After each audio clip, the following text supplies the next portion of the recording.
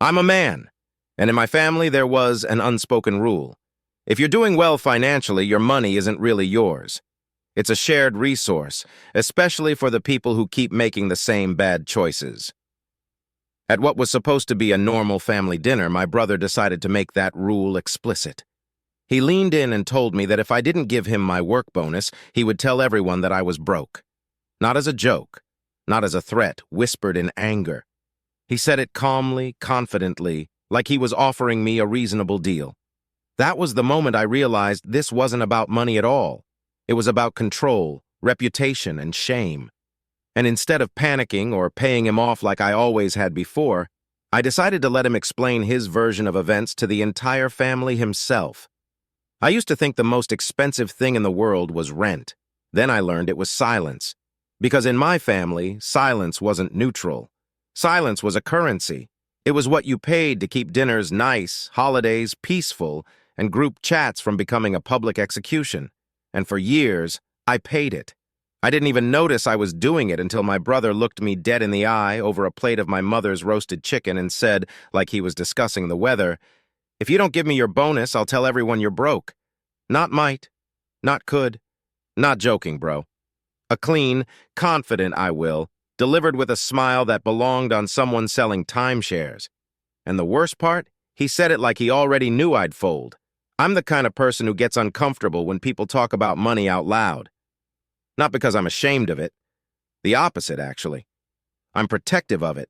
I grew up watching money turn into a weapon in my house, not in the dramatic, we're starving way, in the slow, personal way, the way it becomes a scoreboard, a leash, a moral test you never agreed to take. My parents weren't rich, we weren't poor either. We were functional. The lights stayed on, the fridge wasn't empty, but money was always talked about, always argued about, always counted twice. My brother Adrian learned early that the fastest way to control the room was to make money the topic. If he had it, he bragged. If he didn't, he suffered loudly. And if you had it, well, then you owed him something. Because family. I'm younger than him by 4 years. That gap mattered as a kid. It meant he got to be the first. First grandchild, first son, first everything. First to disappoint them too, but somehow that never stuck the way it should have. I was the backup child, the quiet one, the one who did homework without being asked, the one who didn't need as much attention. If you're the quiet kid, you learn something dangerous. People get used to you being fine, so you become fine even when you're not. Adrian's adult life was a repeating pattern with different props. New job, big talk, new girlfriend, big promises, new car, big payment, big emergency, big guilt trip. He was always 2 weeks away from a breakthrough and 12 hours away from disaster. He borrowed money like he was borrowing a pen, casual, assumed. If you hesitated, he'd laugh and call you dramatic. If you said no, he'd turn it into a character flaw. You've changed. You think you're better than us. You'd really do this to your own brother? Like refusing to fund his chaos was an act of cruelty.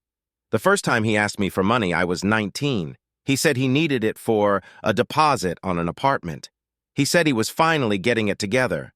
I gave him what I had from my part-time job and didn't tell my parents because he made me swear. "I just need someone to believe in me," he said. 3 months later, I found out he'd used it to pay off a credit card and take his girlfriend on a weekend trip. He didn't even apologize. He shrugged like it was a misunderstanding. I needed the money. I handled it. I learned my first adult lesson that day. Adrian didn't lie because he was scared. He lied because it worked.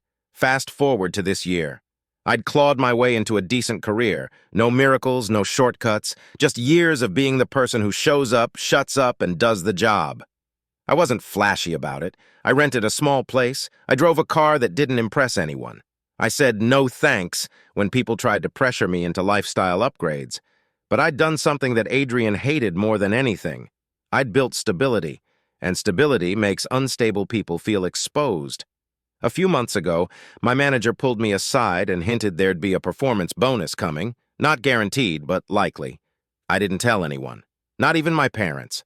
In my experience, good news in my family didn't stay good for long. It turned into a conversation, then an expectation, then a demand. Money traveled through our family like smoke. If one person had it, everyone smelled it. Still, I made one mistake. I mentioned it to my mother, Not the amount, not the date, just the vague idea that work had gone well. She was proud. She squeezed my hand and said, "Finally, someone in this family is doing something right." And I felt that small, warm thing in my chest, the thing that makes you forget old patterns for a second. Then she did what she always did when she felt proud. She told someone else. We were at my parents' house for a Sunday dinner, nothing fancy, just the usual. Roasted chicken, potatoes, salad, my mother's obsession with feeding people like it's a love language, and a warning. Adrian showed up late, like always. He walked in loud, kissed my mother on both cheeks like a politician, clapped my father on the shoulder like they were best friends, then turned to me with that grin. The grin that meant he already had a plan. "Little brother," he said, dragging the words out. "Look at you. You look rested." I didn't like the way he said it. Rested to Adrian was suspicious. Rested meant you had something he didn't. "Yeah," I said. "Work's been busy." He slid into the chair across from me and leaned back like he owned the room. "I heard you're getting a little something. My fork paused halfway to my mouth. My mother kept smiling like she hadn't just accidentally handed him a loaded gun. "What did you hear?" I asked carefully. Adrian waved a hand like it was harmless. "Come on. Mom said you've been killing it at work. Promotions, bonuses, you know." He winked. "The good stuff." My father cleared his throat, the sound he makes when he wants a topic to die without anyone noticing. He asked it to die. "Let's just eat," he muttered. Adrian ignored him. "So," Adrian said, turning his smile into something sharper, "what are we talking, like 2,000? 5? 10? My mother laughed nervously. "Adrian, stop. It's not polite." He held his hands up. "I'm just proud. He's my brother. I'm allowed to be proud." Then he looked straight at me. "Right?" I felt everyone watching me, that familiar feeling of being placed on a stage I never auditioned for. I set my fork down slowly. "I'm not discussing numbers," I said. Adrian's smile didn't move, but his eyes did. His eyes tightened, like a camera lens focusing. "Ooh," he said like I'd said something funny. "Private now, are we?" "It's just not a conversation I want to have," I replied. My mother jumped in too quickly. "He's right," she said, too bright. "Let's eat. Adrian, tell us about your work." Adrian shrugged. "Same old. You know, busy." Then, like a magician pulling a coin from someone's ear, he shifted back to me. "But if you're doing so great, I've got a little situation." There it was. He didn't even wait until dessert. I watched him do it the way you watch a snake move. Smooth, predictable, almost boring. "What situation?" I asked, already feeling the weight in my stomach. Adrian's voice dropped slightly, still friendly enough that anyone half listening would think he was just chatting. "Nothing crazy, just a timing thing, bills stacking up. I need to clear something before next week."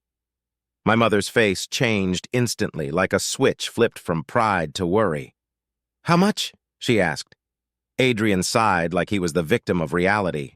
"Not much, just enough to breathe." He looked at me again, eyes shining with that practiced helplessness. "You've got it, though," he said softly. "And it's not like I'm asking a stranger." I felt heat rise in my neck, not anger yet. Something older. That childhood pressure to solve problems that weren't mine because it was easier than watching the room fall apart. "I'm not lending money," I said. The words landed like a plate hitting the floor. My mother froze. My father stared at his food like it had suddenly become fascinating. Adrian blinked once, like he hadn't expected resistance on the first try. Then he laughed, a small laugh, controlled, like he was giving me a chance to correct myself. "Okay," he said, nodding. "Okay, maybe I said it wrong." He leaned forward slightly. "I'm not saying lend. I'm saying help. You know? Family." I kept my voice steady. "I'm not doing it, Adrian." The table went quiet in that way families get quiet when the truth shows up uninvited. My mother tried to fill the silence with a brittle smile. "Boys," she said, like we were arguing over a toy. "Not at dinner." Adrian didn't look at her. He was watching me. His grin was gone now, replaced by something flatter, colder. "Why not?" he asked. "You think I'm going to waste it? You think I'm some kind of idiot?"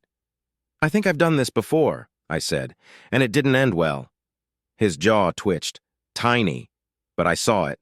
Then his tone shifted into that fake calm people use right before they do something ugly. "Wow," he said quietly. "So you are judging me." "I'm not judging you," I replied. "I'm saying no." He stared at me for a long second like he was deciding which version of himself to use next. Then he smiled again. But this time it didn't reach his eyes, and he said, still softly, still like it was just between us, even though the whole table could hear, "Careful." I frowned. "What?" Adrian tilted his head. "I'm just saying, careful, because you know how people talk."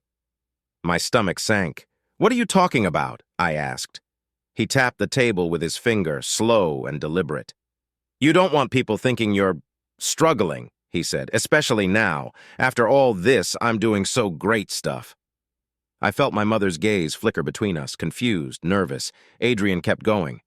"If you don't help me," he said, voice still smooth, "I might have to explain why you won't." I stared at him. "Explain what?"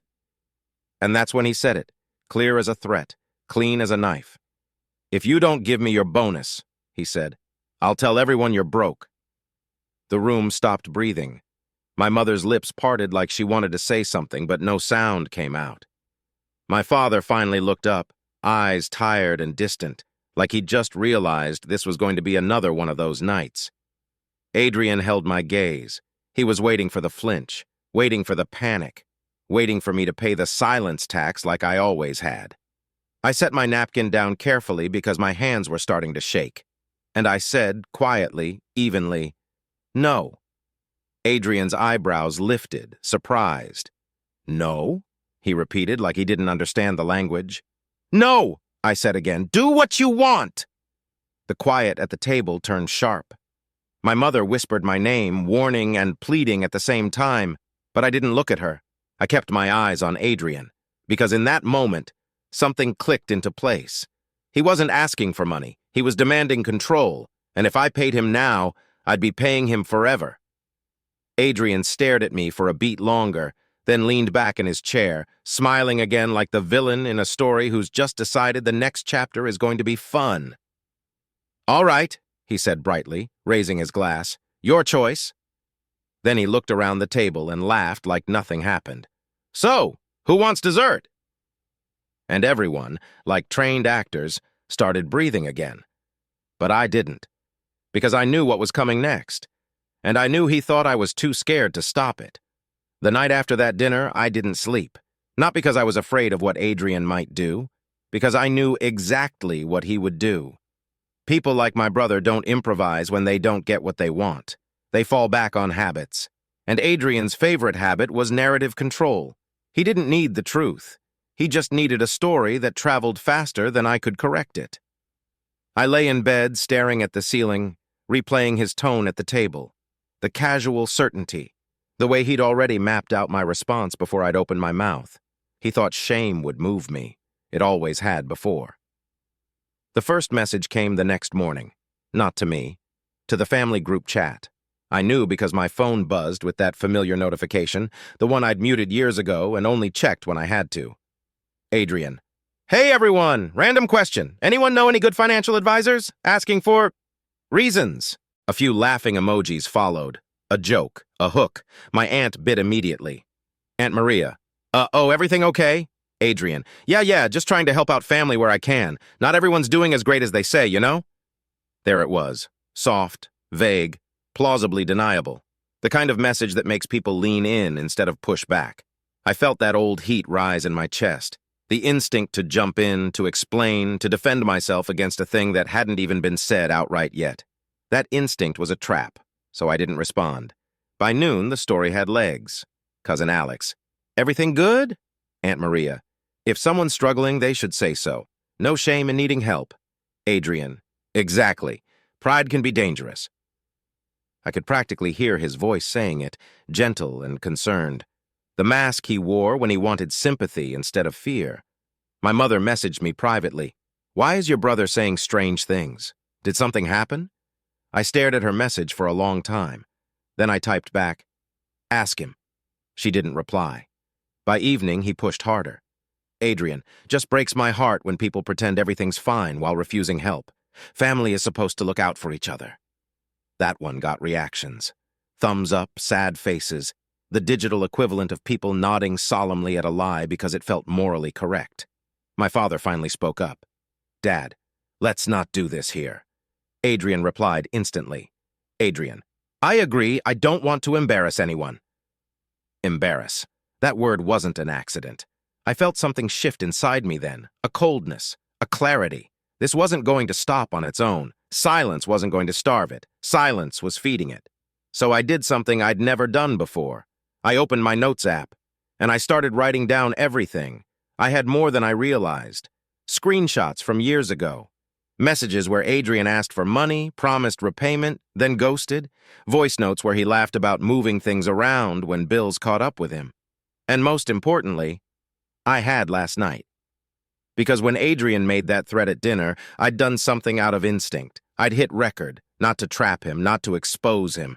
I'd hit record because some part of me, finally awake, knew I'd need proof to believe myself later. I listened to it once, then again. His voice was clear, calm, smiling. If you don't give me your bonus, I'll tell everyone you're broke. No ambiguity, no joke, just leverage. I felt sick, and then strangely, relieved. I wasn't crazy. Before I posted anything, he tried one last squeeze. My phone rang. Adrian. I answered. Hey, I said. His tone was friendly, like we were picking up a casual conversation. Thought I'd check in, he said. You've been quiet. I've been busy, I replied. He chuckled. You've seen the chat, right? Yes. Good, he said. Then you get why this is spiraling. I closed my eyes. You're doing this on purpose. He sighed like I was exhausting him. I'm trying to protect you, he said. People worry. They talk. I'm actually helping by keeping it vague. Stop, I said. There was a pause, a real one this time. Stop what? Stop pretending this is about concern, I replied. You want money. He laughed, not kindly. Don't flatter yourself. I want fairness. Fairness, I repeated. Yeah, he said.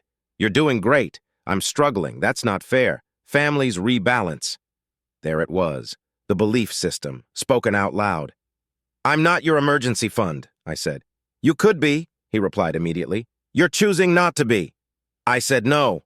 His voice hardened. You're making a mistake. By not paying you? I asked. By forcing me to explain things, he said. You know how this family works. Once people start thinking something, he let the sentence trail off.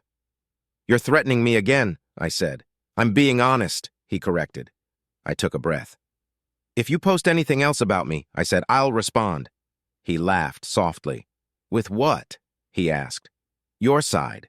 No, I said, with yours. The line went quiet. Then he scoffed. You wouldn't, he said. That would make you look insane. I didn't answer. I hung up. 10 minutes later, the family chat lit up again. Adrian. I really didn't want to say this, but I'm worried. Some people can't handle success and start making bad choices. If anyone needs help, speak up. That was it. I felt my hands steady. I opened the chat, and I typed. Me. Since my name is being danced around, I'm going to be clear. The typing indicator popped up almost instantly under Adrian's name, then disappeared. I kept going. Me. Last night, Adrian asked me for money. When I said no, he told me, if you don't give me your bonus, I'll tell everyone you're broke. Silence. Then reactions exploded. Question marks. Shocked faces. Someone typing and deleting. I added one more message. Me. I have the recording. I also have years of messages asking for money, promising repayment, and then disappearing. I'm done being vague. I attached the audio file and hit send. The chat froze. Then it detonated. Aunt Maria. Adrian? Cousin Alex.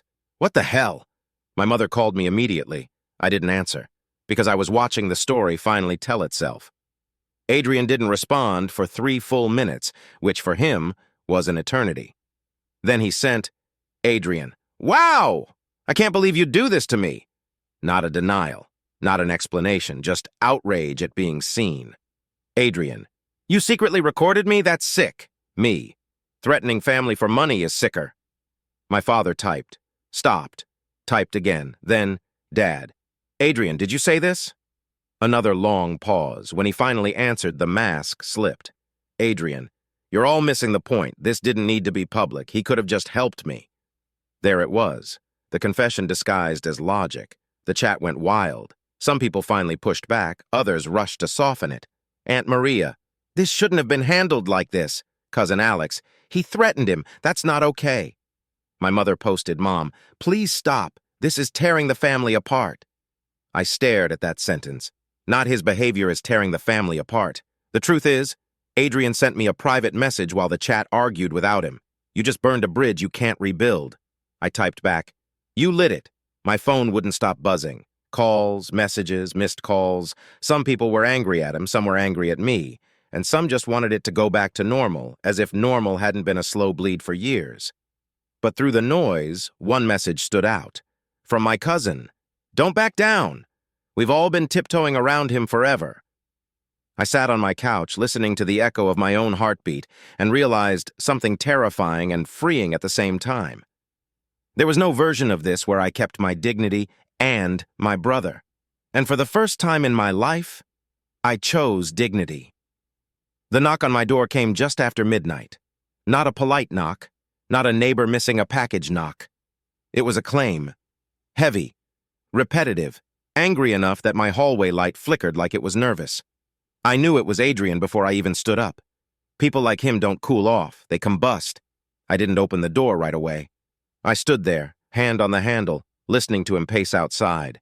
I could hear his breathing through the wood. Short, sharp, the sound of someone who'd just lost control of the room he thought he owned. Open the door, he said, not loud yet. We need to talk. I didn't move. Open the door, he repeated louder. Now! I took my phone out and started recording again, not secretly this time, deliberately. I'm recording, I said through the door. Say what you need to say. He laughed, a harsh, broken sound. You really like your little recordings now, huh? He snapped. You think that makes you powerful? It makes me safe, I replied. That did it. He slammed his fist against the door. You humiliated me, he shouted. You turned everyone against me. I felt my chest tighten, but my voice stayed steady. You did that yourself. Bullshit, he yelled. You blindsided me. You didn't have to post that. I didn't have to threaten you either, I said. Silence. Then his voice dropped. Dangerous calm. You think you won? He asked. You think this ends here? I closed my eyes for a second. This ends now, I said. Leave. He scoffed. You don't get to decide that. You don't get to rewrite the family because you suddenly grew a spine. I opened the door then. Not wide, just enough. He stood there, flushed, eyes wild, jaw clenched so hard I could see it shake. He smelled like stress and stale coffee. He looked smaller than he ever had. You owe me, he said, pointing at my chest, after everything I've done for you. I laughed. I couldn't help it. It slipped out, sharp and humorless. Name one thing, I said. He froze. One thing, I repeated. Name one time you helped me without expecting something back. His face twisted. I'm your brother, he snapped. That's the thing. No, I said quietly. That's the excuse. He stepped forward. I stepped back. You don't get to cut me off, he said. You don't get to make me the villain. They'll get over this. They always do. Mom already called me crying. That one landed. I felt it. The familiar pull, the instinct to fix it, but something in me had calcified. I know, I said. She called me too. And, he demanded. And I told her I'm done negotiating my dignity, I replied. His mouth opened, closed. You're serious, he said, almost to himself. Yes. He stared at me like he was seeing a stranger. Then he exploded. You think you're better than me now? He shouted. Because you make more money? Because you got lucky? You think you earned it? I earned every hour, I said. You demanded every shortcut. He lunged forward, stopping just short of crossing the threshold. You'd let your own brother drown? He hissed. You're not drowning, I said. You're standing in shallow water, screaming so someone carries you. His face went red. Say that again, he growled. No, I said. I'm saying this once instead. I took a breath. This is the last conversation we're having. You don't get money from me. You don't get access to me. You don't get to threaten me and call it family. He shook his head, laughing wildly. You're making a huge mistake. Maybe, I said, but it's mine. He stepped back slowly. You'll regret this, he said, when they turn on you, when they realize you're the problem. I looked at him, really looked at him. I already know who will, I said, and I'm okay with that. Something in his eyes broke, not sadness, control. You think blocking me fixes this? He snapped. I'll show up. I'll talk to your job. If you contact me again, I interrupted, I'll file a report, and I won't warn you twice. The words surprised both of us. He stared at me. Then he smiled. But this time, it was empty. Enjoy your lonely little victory, he said. You just lost your family. I held the door open. Good night, Adrian, I said. He stood there for a second longer, searching my face for something. Fear, doubt, collapse. He found none. He turned and walked away. The fallout was immediate. My phone lit up before I even locked the door, my mother sobbing. How could you do this? She cried. He's your brother. He threatened me, I said. Again. He didn't mean it like that. He meant it exactly like that, I replied. My father called later. Quiet, heavy. You've made things very difficult, he said. I've made them honest, I answered. Some relatives sent messages telling me I went too far. Others told me privately they were proud of me but didn't want to get involved. I blocked Adrian first, then anyone who tried to act as his messenger. One by one, it felt brutal. It felt clean. And when the noise finally stopped, the silence felt different than before. It didn't feel like submission. It felt like space. The morning after Adrian showed up at my door, I woke up to a silence I didn't recognize. No buzzing phone. No half-written apologies I was supposed to accept. No crisis demanding I fix it before coffee. Just quiet. The kind of quiet that makes you realize how loud your life has been for years. I sat on the edge of my bed and waited for the guilt to hit me like it always had before. That familiar wave. The reflexive thought that maybe I'd gone too far. Maybe I should smooth it over. Maybe this time I really was the problem. It didn't come.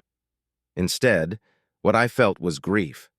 Not for my brother, for the version of family I kept hoping would show up if I just behaved well enough. I sent one final message, not to the group chat, not to extended family, to my parents. It was short, clear, non-negotiable. I'm not speaking to Adrian anymore. This is permanent. I won't be passing messages, I won't be attending events where he's present, and I won't justify this decision again. I love you both. I'm choosing peace. My mother called within minutes. She cried, she begged, she tried to bargain. What if he apologizes? What if he gets help? What if time fixes it? I let her talk, then I answered once. An apology after a threat is just strategy, I said, and help only matters if he wants it without leverage. She went quiet. Then she asked the question I knew was coming. So you're really done? Yes, I said, and I meant it in a way I'd never meant anything before. The family recalibrated the way families always do, slowly, uncomfortably, with denial. Some relatives stopped talking to me entirely. It was easier than confronting the fact that enabling Adrian had been a group activity. Some reached out quietly. I didn't know it was that bad. He's always been like that, but we thought, I wish I'd had the courage you did. A few tried to play mediator. Just hear him out. He's hurting. He didn't mean to lose you. I blocked them too. Not out of anger, out of exhaustion. I wasn't going to explain boundaries to people who only respected them when they were convenient. Adrian tried twice more. Once through a new number, once through a cousin. Both times I didn't respond. No speeches, no final mic drop, no emotional labor, just nothing. And something strange happened when I stopped feeding the machine. It starved. The stories stopped. The hints dried up. The emergencies found other victims. I wasn't special. I was just available. A month later, my mother told me Adrian had called her crying, said he felt abandoned, said he didn't understand how things got so out of hand, said he missed me. I listened. Then I asked one question. Did he mention threatening me for money? She paused. No, she admitted. That was all I needed to hear, because real accountability remembers the harm. It doesn't edit it out. I still think about him sometimes, not with rage, with clarity. I think about how easily love can be confused with access, How often family loyalty is really just a demand for silence. How many people are taught that setting boundaries is cruelty? I didn't lose a brother. I lost a role. The role of emotional shock absorber, the role of financial backup plan, the role of convenient villain when he needed someone to blame. And in losing it, I gained something I didn't realize I'd been missing. My life stopped feeling like a negotiation. If you're reading this and you recognize that sick, familiar tension in your chest, the one that shows up every time a certain name lights up your phone, hear this. You are not required to fund someone else's dysfunction. You are not obligated to accept threats wrapped in family language. And you are allowed to choose no contact even if it makes other people uncomfortable, especially if it does, because peace is expensive. But silence under threat costs more. And this time, I finally refused to pay. Cutting off my brother didn't feel like winning. It felt like finally setting something heavy down after carrying it for years. There was fallout, denial, and plenty of people who cared more about keeping the peace than acknowledging the truth. But there was also clarity. I didn't lose my family because I refused to give him money. I lost the role they had quietly assigned me, the one where my success was a resource and my silence was expected. Going no contact wasn't an act of revenge, it was an act of self-respect. If someone in your life uses shame, threats, or family loyalty to control you financially or emotionally, understand this. Protecting yourself is not betrayal. Sometimes the healthiest thing you can do is stop explaining, stop negotiating, and walk away for good.